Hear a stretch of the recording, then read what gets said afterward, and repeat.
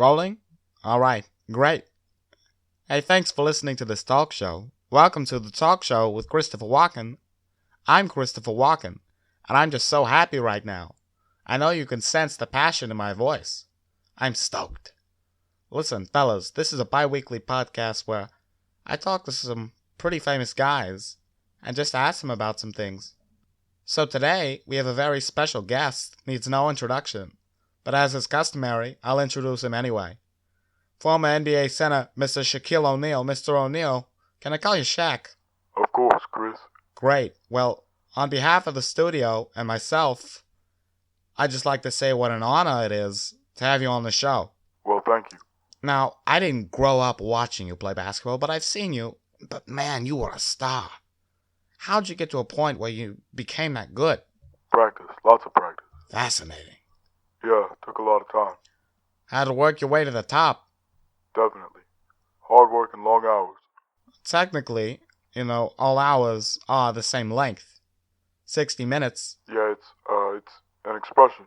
Oh, yeah. But, yeah, working your way to the top almost reminds me of when two little mice fell into a bucket of cream. And the first mouse quickly gave up and drowned. The second mouse wouldn't quit.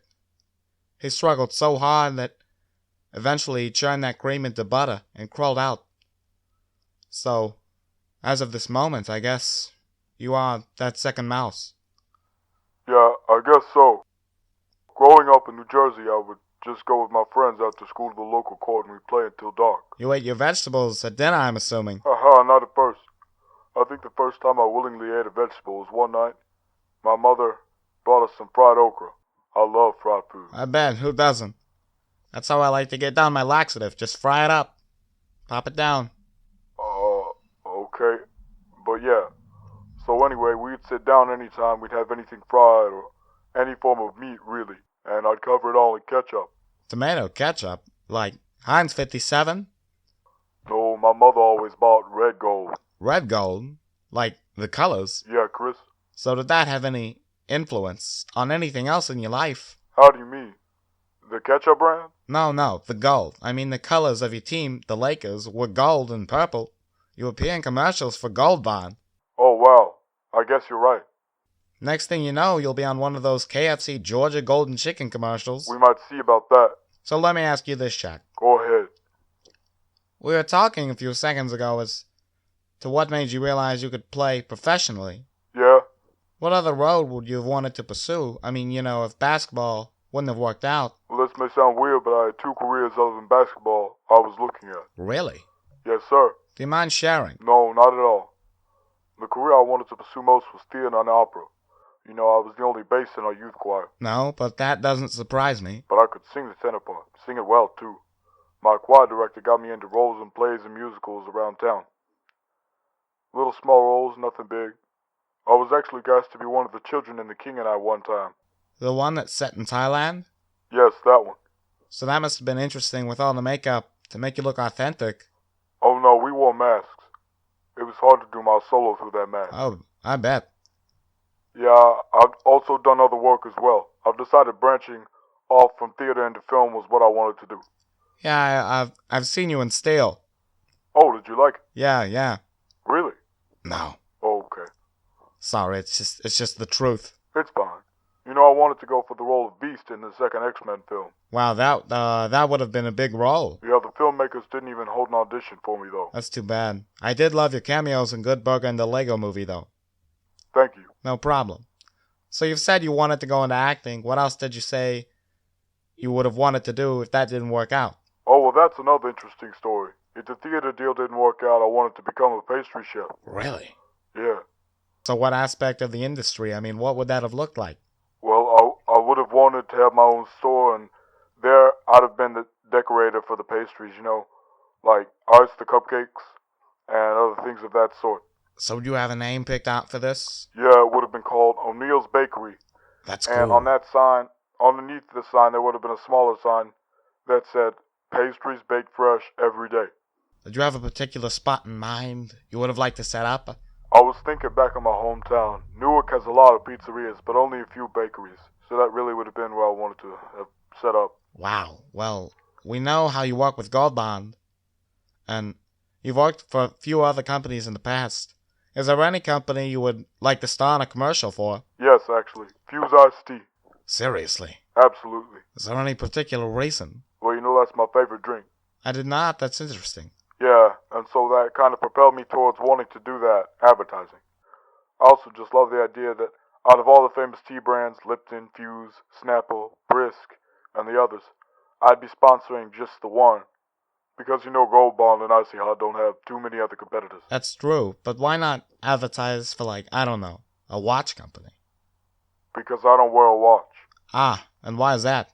I don't wear a watch because when I used to wear one, I would always have people ask me what time it was. It's like the press asking you the same questions over and over again. Makes sense, but, I mean, you could have gone like, this watch is the best in the world. I mean, man, look at that Rolex. It's on my wrist and it's just sparkling and everything. Well, I guess. You should think about it. You know, Shaq, you've told me about some pretty interesting stuff that you've done and that you've wanted to do.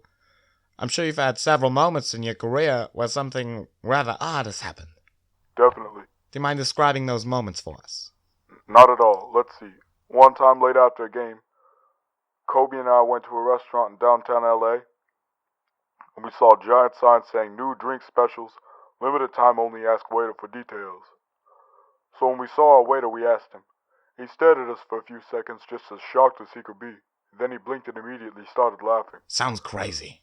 Yeah, he showed us a little fly thing that had, you know those drawings with the really exaggerated head sizes that are just blown out of proportion? Of course. It was a picture of Kobe and I drawn like that, and the drinks were called the Kobe and the Shaq. Oh, wow, that's something. It was pretty neat. And so the Kobe was just an orange Sprite. The Shaq was actually just Fuse Iced Tea, which I thought was funny. Wow, that's hilarious. I'm laughing so hard right now. You can't tell, but I'm really laughing. Like, really. Yeah, I remember there was another time. During the pregame warm-ups, we were all singing I Will Always Love You by Dolly Parton. It was really off-key, but we had a lot of fun doing it. Man, that sounds cool. It was. And there was this one time at practice, I went to go in for a dunk, but I jumped so high that I slammed my head on that backboard. Ouch. That must have been pretty painful. Yeah, I had a concussion for 2 weeks. That's never good. So then how does it feel to be tall? I mean, like really tall. Well, it definitely has its advantages. I get to reach up to the top shelf in grocery stores. I can dunk pretty easily. I can make short people jokes. Which are all really important things to be able to do. Then the downside is banging my head on doorways. And backboards. That too. I'm asked way too often by people to get stuff on the top shelf in the grocery store. I annoy people by sitting in front of them in the movie theater, and the list goes on. Yeah. Hey, Shaq. Yes? There's a question I've been dying to ask you. I mean, literally, I can feel my skin wrinkling, waiting for this question to be spoken. What's that? How many cans of soda can you fit in your shoes? I'm sorry? How many cans of soda can you fit in your shoes? Like a can of Coke, or I don't know if you prefer Pepsi. Like, how many cans of soda can you fit in your shoes? Oh, that's an interesting question. I've never been asked that before. 1 second.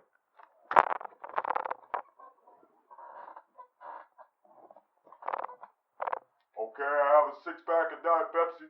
Alright, so he goes with a Pepsi. Let's see. Take it off my shoe. Alright. I can fit 1, 1, 2, 2, 3, 3, 4. 4, Let's see, now this is the 5th one. 5. 5, And 6. 6. I fit all 6. I don't have room You for fit any all more. 6. Wow. That's great. I'm really glad you did that. That's fulfilled my curiosity. I'm glad, Chris. Well, I just want to thank you so much for being with us today. Certainly. I'm glad you could join us.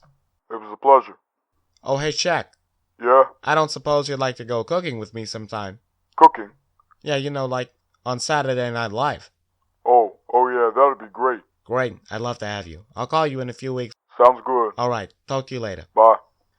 Well, folks, that's going to do it for this episode of The Talk Show. I'm Christopher Walken. Thanks for tuning in. Please join me next time where I interview Hugh Jackman on his upcoming film Logan. Have a great day, guys.